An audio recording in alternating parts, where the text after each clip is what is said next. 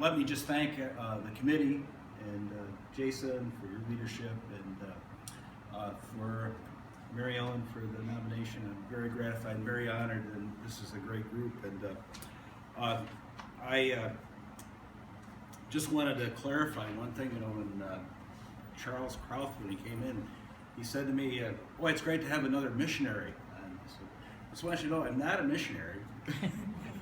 I do work that kind of coordinates the activities, a lot of them, and they're wonderful, wonderful people. But I can't claim that. Actually, we call them global partners, and mostly because if you say the word missionary in some places, it can either get you tossed out of the country or killed. So we try to diminish the use of that terminology sometimes. But it's been a great ride, and in my career in technology, I got into the what we now call the IT world when George Roberts, a guidance counselor at Brocton in 1966, said, "Gee, I'd like to see somebody get into this new field called data processing."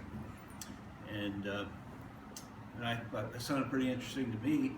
And I see actually on the back of the sheet here, one of the previous inductees was Chet Burton. Charlie, his brother, is in the back of the room here, but Chet was a professor of data processing at Cobleskill, and somehow he was in town the same time I was, and he said, "I think the Cobleskill basketball team needs you. Forget about data processing."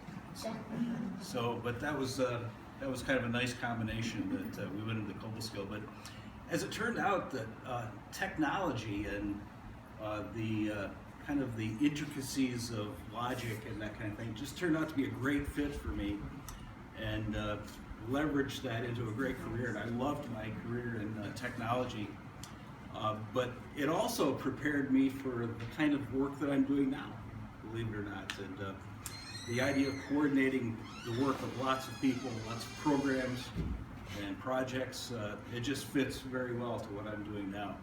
And but I too want to thank my wife for her role in this. She's the one that exposed me to the world of the Christian faith that when we met at college, and it's just been an integrating force in my life ever since then.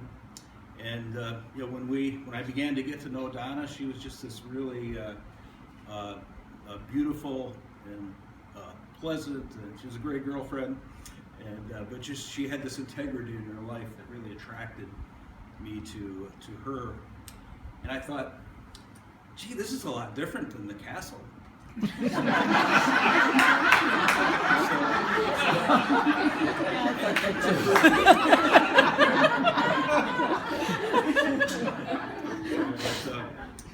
But I'm,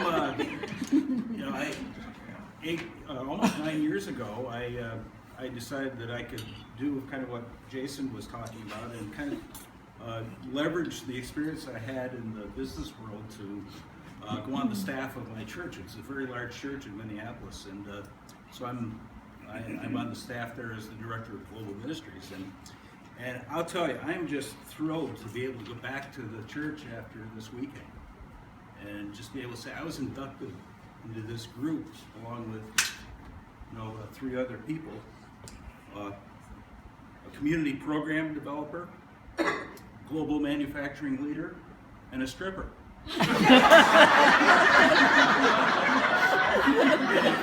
know our church is going to be thrilled by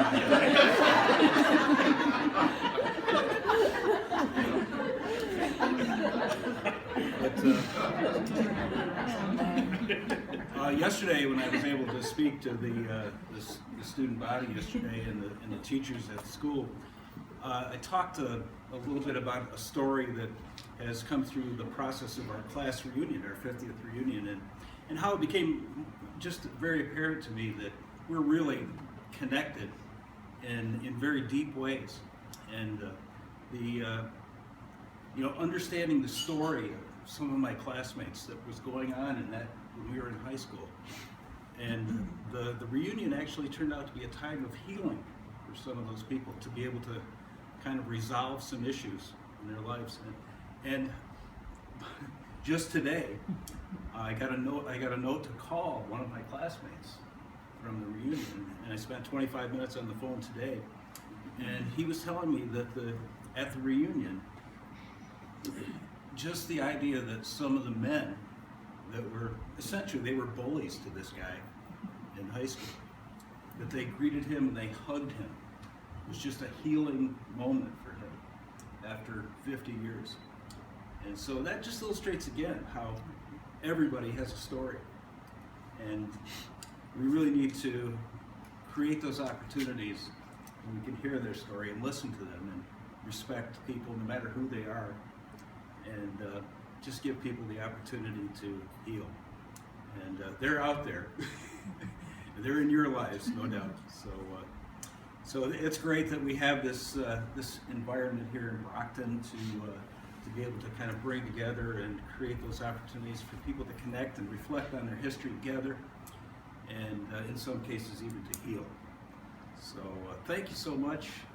It's just been a wonderful weekend. Thank you for organizing this, and it's been great to be with all of you. Thank you so much.